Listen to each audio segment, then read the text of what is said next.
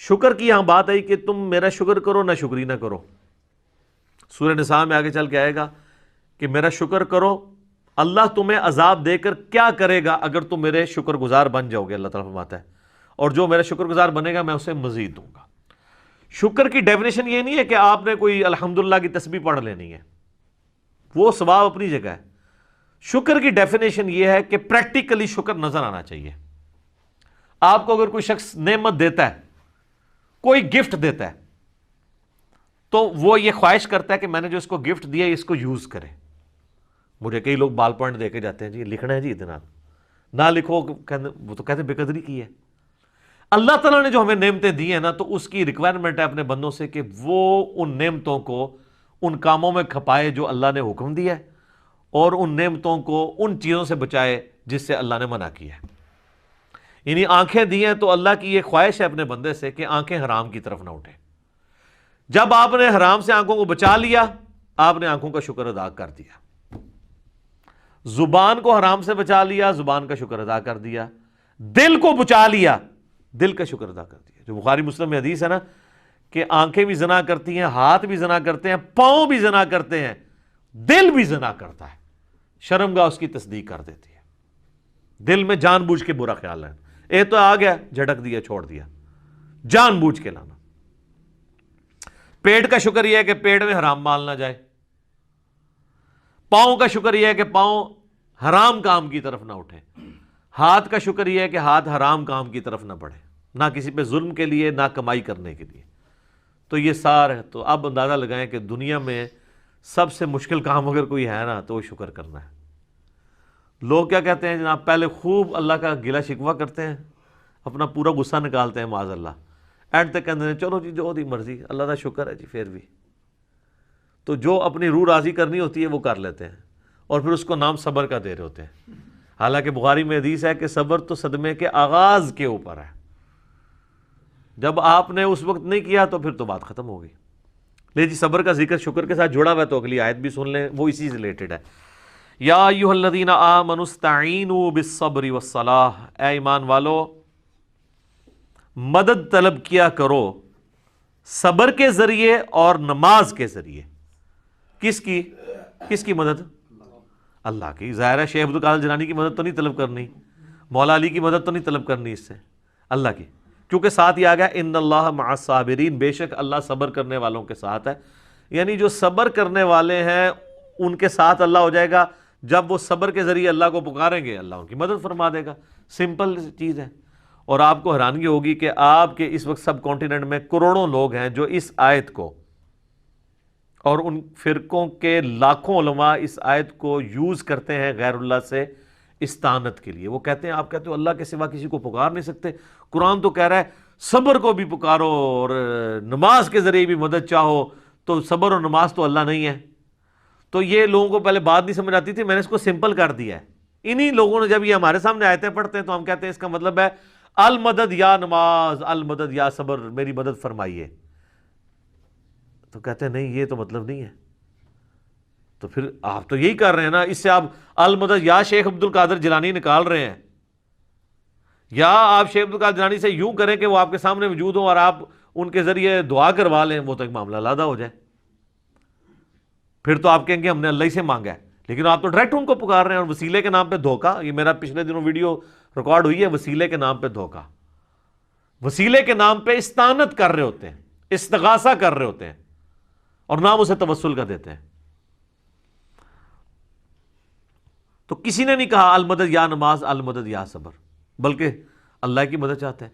اس کا مطلب یہ ہے کہ جو نماز پڑھے گا اللہ کی مدد کا حقدار ہو جائے گا، جو صبر کرے گا وہ اللہ کی مدد کا حقدار ہو جائے گا. اس سے ایک ایسا وسیلہ پتہ چلا جسے ہم کہتے ہیں نیک اعمال کا وسیلہ، کہ آپ نیک اعمال کو بھی اللہ کے حضور وسیلے کے طور پہ پیش کر سکتے ہیں. وہ جو بخاری مسلم میں 3 لوگوں کا ذکر ہے جو غار میں پھنس جاتے ہیں، پہلے ایک اللہ کے حضور وسیلہ پیش کرتا ہے اپنے عمل کا جو اس نے سب سے چھپا کے کیا ہوتا ہے، تھوڑا سا پتھر سرک جاتا ہے، پھر دوسرا، پھر تیسرا، پھر کھل جاتا ہے. نیک اعمال کا وسیلہ پیش کریں. یہ 6 وسیلے ہیں، 5 ثابت ہیں، ایک ثابت نہیں ہے. میرا وسیلہ اور توسل کے اوپر جو لیکچر ہے مسئلہ 43 وہ بھی دیکھ لیں، اور لیٹسٹ جو وسیلے کے نام پہ دھوکہ، یہ آپ دیکھیں تو آپ کو پتہ چل جائے گا۔ تو ان آیات کو مس کوٹ کرتے ہیں، حالانکہ اس کا تعلق اللہ ہی کے ساتھ ہے کہ صبر اور نماز کے ذریعے آپ نے اللہ کی طرف متوجہ ہونا ہے۔ صبر کے اندر پوری زندگی ہے، بلکہ نماز بھی صبر ہی ہے جناب۔ فجر کی نماز گرمیوں میں اٹھ کے پڑھنا صبر نہیں ہے جب نیند ہی نہیں پوری ہوتی؟ سردیوں میں نماز کے لیے وضو کرنا کیا صبر نہیں ہے؟ صبر کی 3 اقسام ہے مینلی۔ ایک صبر ہے اللہ تعالی کی طرف سے آئے ہوئے تکلیفوں پہ صبر کرنا، وہ تو ہم سب کو پتہ ہے، اور وہ صبر ہوگا ابتدائی صدمے پہ۔ اس کی آگے آیات بھی آ جائیں گے، اس کے لیے آپ نے کہنا ہے انا للہ و انا الیہ راجعون، بے شک ہم خود بھی تو اللہ کی طرف سے آئے تھے، ہم نے لوٹ کے اللہ کی طرف جانا ہے۔ یہ تکلیف بھی آئی، الٹیمیٹلی چلی جائے گی۔ اور صحیح مسلم میں آگے ایک اور دعا کا حصہ ہے، اللہم اجرنی فی مصیبتی واخلف لی خیرا منہا۔ تو مسلم شریف کے الفاظ ہیں، جو یہ دعا پڑھ لے گا تو اللہ تعالیٰ اسے بہتر نعم البدل عطا فرمائے گا اس چھوٹ جانے والی چیز کے ایکویلنٹ۔ اس کا مطلب یہی ہے، اللہم اجرنی فی مصیبتی، اے اللہ اس مصیبت میں مجھے اجر عطا فرما، واخلف لی خیرا منہا، اس سے بہتر میرے لیے خلیفہ مقرر کر دے، بہتر نعم البدل۔ اور مسلم شریف کے الفاظ ہیں، ام سلمہ کہتی ہیں جب میرا خاوند ابو سلمہ فوت ہوا تو میں بڑی دکھی تھی، تو میں نے حضور سے یہ دعا سنی ہوئی تھی، انا للہ و انا الیہ راجعون، اللہم اجرنی فی مصیبتی واخلف لی خیرا منہا۔ یہ یوٹیوب پہ میرا ایک کلپ بھی اپلوڈڈ ہے، غم کی خبر کو خوشی میں بدلنے کی دعا، تو اس میں نے اس کو ڈسپلے بھی کروایا نیچے۔ تو کہتی ہیں میں نے یہ دعا پڑھ لی اور میں پھر پریشان تھی کہ ابو سلمہ سے بہتر تو نبی اسلام کے صحابہ میں کوئی اور صحابی نہیں ہے، تو مجھے اللہ تعالیٰ اس کا بہتر نعم البدل کیا دے گا؟ تو کہتے ہیں جیسے ہی میری عدت پوری ہوئی تو نبی الاسلام میرے پاس آئے اور انہوں نے میرے سامنے اس خواہش کا اظہار کیا کہ میں تمہیں اپنے عقد میں لینا چاہتا ہوں۔ تو کہتی ہیں میں نے کہا مجھے واقعی نعم البدل مل گیا۔ اور ام المومنین بنی ہیں 64 ہجری میں فوت ہوئی ہیں، واقعہ کربلا کے بھی 3 سال بعد فوت ہوئی ہیں۔ نبی الاسلام کی وفات کے بعد یہ 53 سال زندہ رہی ہیں۔ اتنی لمبی عمر کسی اور امہات المومنین میں سے کسی نے نہیں پائی۔ سب سے آخر میں حضور کی جو بیوی فوت ہوئی ہیں ام سلمہ ہے۔ اور اہل بیت کی شان میں اور کربلا سے ریلیٹڈ جتنی احادیث ہے نا، وہ آلموسٹ ام سلمہ نے روایت کی ہوئی ہے۔ نبی الاسلام کی یہ بڑی لاڈلی ترین بیویوں میں سے ہے ام سلمہ سلام اللہ علیہا ورضی اللہ تعالی عنہا۔ تو انہوں نے یہ دعا پڑھ لی تھی، تو وہ اس کا کچھ حصہ آگے آ بھی جائے گا۔ اللہ تعالیٰ نیک بندوں کی نشانی بتائے گا کہ وہ جب بھی ان پہ کوئی تکلیف آتی ہے تو وہ یہی کہتے ہیں انا للہ و انا الیہ راجعون۔ تو پہلا صبر ہے تکلیفوں پہ، دوسرا صبر ہے جو اللہ نے آپ پہ پابندیاں لگا دی ہیں فرائض کی، نماز پڑھنی ہے، روزہ رکھنا ہے، یہ ظاہر ہے آپ کو اس کے لیے جنبی ہوں تو غسل اتارنا ہے، اس کے لیے آپ کو تکلیف سے نہیں گزرنا پڑتا، پروٹوکول دینا پڑتا ہے، تو یہ بھی ہے۔ اور تیسرا صبر ہے حرام چیزوں سے بچنے پہ، آنکھوں کی حفاظت کرنا، اس کو حرام سے بچانا، اس کے لیے صبر کرنا پڑتا ہے۔ حرام کما کے راتوں رات امیر ہو جانا یہ تو آسان کام ہے، لیکن حلال کما کے روکھی سکی کھا کے گزارا کرنا اور اللہ سے ڈرنا کہ میں نے حرام کا لقمہ اپنے پیٹ میں نہیں جانے دینا، اس کے لیے آپ کو صبر کرنا پڑے گا۔ تو یہ 3 صبر ہیں۔ نمبر 1 اللہ کی طرف سے آئی ہوئی تکالیف پہ صبر، نمبر 2 اللہ نے جو آپ پہ فرائض لگائے ہیں ان فرضوں کو منوان اسی طریقے سے پورا کرنے میں جو تکلیفیں اٹھانی ہیں اس پہ صبر، چاہے وہ گرمیوں کے روزے ہوں اور سردیوں کے وضو ہوں اور گرمیوں کی فجر کی نماز ہو، اور تیسرا اللہ تبارک و تعالیٰ نے جو حرام سے بچنے کے لیے آپ کو ایمفسائز کیا ہے اور اٹریکشن بھی رکھ دی اس حرام کے اندر، تو صبر کرنا پڑے گا نا۔ اٹریکشن تو ہے ہر حرام چیز میں۔ مسلم شریف میں حدیث ہے اللہ تعالیٰ نے جنت کو ناگوار چیزوں سے ڈھانپ دیا ہے اور جہنم کو، دوزخ کو خوشگوار چیزوں سے ڈھانپا ہوا ہے، یعنی دنیا میں ہر خوشگوار چیز دوزخ کی طرف لے جاتی ہے اور ہر ناگوار چیز جنت کی طرف لے جاتی ہے۔ اب وہ ناگوار کی ہرڈلز جو عبور کرے گا نا تو جنت تک پہنچے گا، یہ ہے وہ چیز۔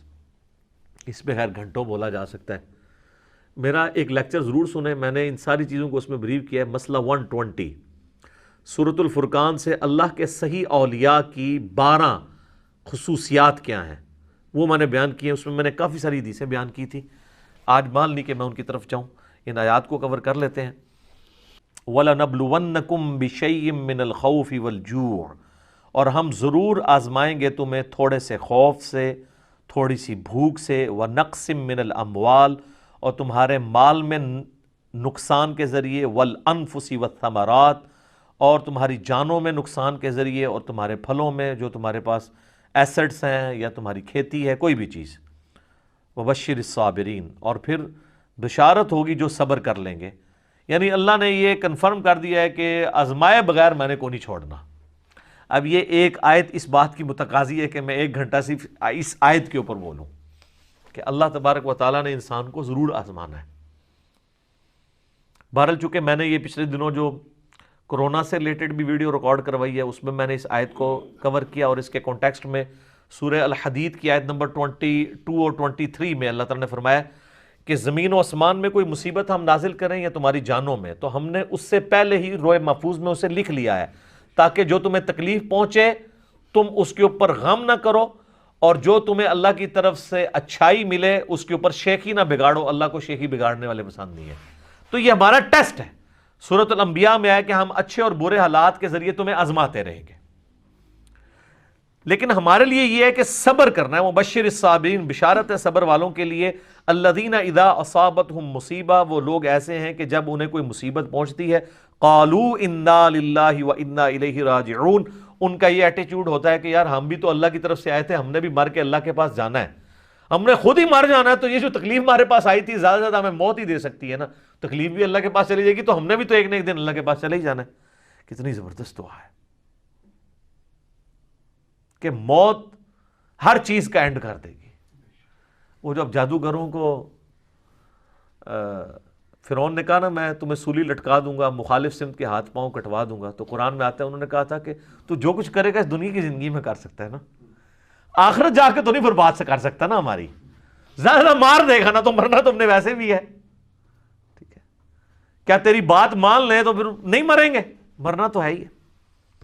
اولئک علیہم صلوات من ربہم، اللہ اکبر. اللہ کہہ رہا ہے ایسے لوگ ہیں جن پر اللہ تعالیٰ بھی درود بھیجتا ہے، اللہ کی رحمتیں ہیں ایسے لوگوں پہ، ورحمہ، اور رحمت، واولئک هم المہتدون، اور یہی وہ لوگ ہیں جو اصل میں سیدھے راستے کے اوپر ہیں، ہدایت کے اوپر ہیں. کون سے لوگ؟ جن کا یہ ایٹیچیوڈ ہے کہ کوئی تکلیف جان مال میں پہنچے وہ کہیں جو اللہ کی مرضی. اس اعتبار سے ایک حدیث ہے، اب یہ مسئلہ تقدیر سے ریلیٹڈ ہے. مسئلہ تقدیر خود اتنا بڑا ٹاپک ہے کہ میں نے قرآن حکیم سے 50 مقامات سے 200 آیات کراس ریفرنس کے طور پہ 4 لیکچرز میں کور کیے ہیں. مسئلہ 103 104 ABC مسئلہ تقدیر کے اوپر، یہ آیات بھی اس میں کور کی تھی. تمام اس طرح کی جو کریٹیکل آیات ہیں وہ کور کی ہیں. پھر بخاری مسلم میں درجنوں احادیث ہیں تقدیر کے اوپر، اور اس میں ایک حدیث سب کو کنکلوڈ کرتی ہے. اور امام مسلم اتنے سمجھدار ہیں کہ جو کتاب القدر چیپٹر ہے نا، تقدیر ڈیسٹنی والا چیپٹر، اس کی آخری حدیث انہوں نے وہی لی ہے، کیونکہ حدیثیں وہ ایسی ہیں کہ انسان بعض اوقات کنفیوز ہو جاتا ہے.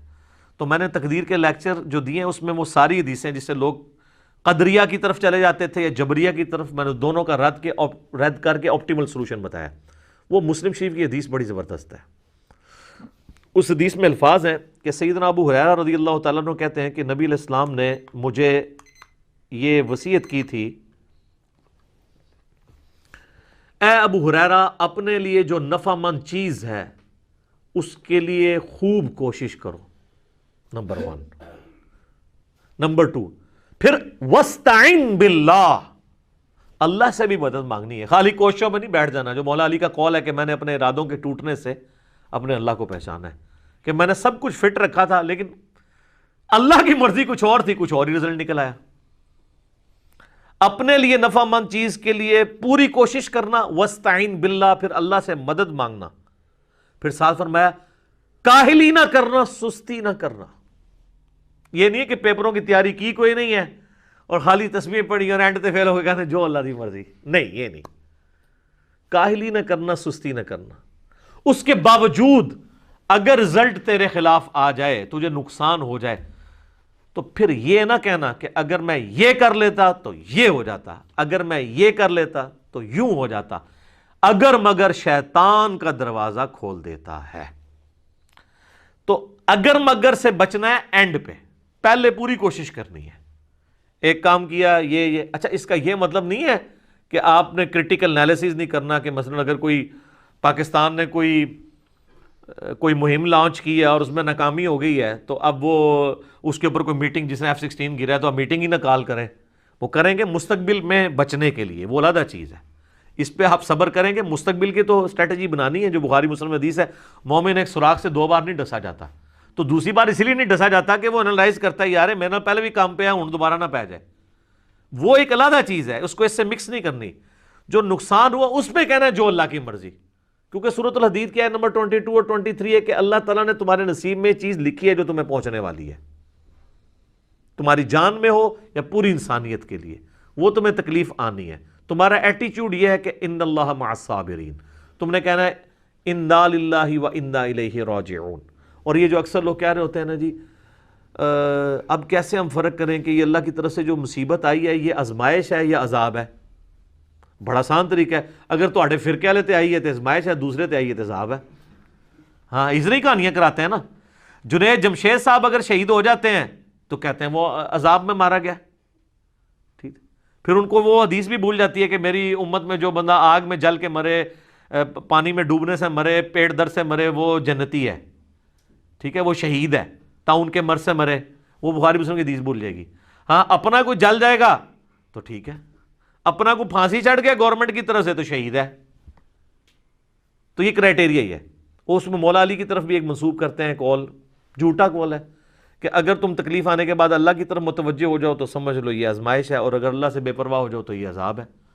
تو مسلمان جو بھی ہے وہ اللہ کی طرف لوٹتا ہے. بڑے بڑے باغی لوگ آپ یہ دیکھ لیں گھروں میں بیٹھے ہوئے ہیں، تو ہماری تو ویورشپ بڑھ گئی ہے اس کی وجہ سے. ٹھیک ہے، گھر بیٹھ کے جناب یوٹیوب پہ دعائیں شیئر کروا رہے ہیں لوگوں کو، واٹس ایپ پہ کروا رہے ہیں، اذکار کارڈ شیئر کروا رہے ہیں. تو اللہ کی طرف یہ کوئی کرائٹیریا نہیں ہے آج کی ڈیٹ میں. چونکہ پیغمبر دنیا سے جا چکے ہیں، پیغمبر کے جانے کے بعد قیامت تک جتنی بھی اللہ کی طرف سے تکلیفیں آئیں گی اس میں آپ نے ان کو آزمائش سمجھنا ہے، نعوذ باللہ عذاب نہیں اس کو کہنا. حتیٰ کہ تعاون کے بارے میں بخاری مسلم میں ہے کہ تعاون میری امت پہ آئے گا تو وہ کافروں کے لیے عذاب ہوگا، لیکن میرے ماننے والوں کے لیے وہ رحمت، اللہ اس کو بنائے گا، اور جو مر گیا وہ شہید ہوگا. دیکھیں نا کتنے صحابہ ہیں تعاون کے مرض میں مرے ہیں، معاذ ابن جبل مرے ہیں، ابو عبیدہ ابن جرح مرے ہیں، تو اسی مرض کے اندر شہید ہوئے ہیں وہ. تو یہ کوئی کرائٹیریا نہیں. آج کے دور میں ہمارا ایٹیٹیوڈ یہ ہے کہ ساری چیزیں آزمائش ہیں. انا للہ و انا الیہ راجعون. اور بخاری مسلم میں حدیث ہے کہ ان تکالیف کے اگینسٹ اللہ تعالیٰ تمہارے گناہوں کو معاف فرما دے گا، حتیٰ کہ تمہارے پاؤں میں کانٹا بھی چبھے گا اس کے اگینسٹ بھی گناہ معاف ہوں گے.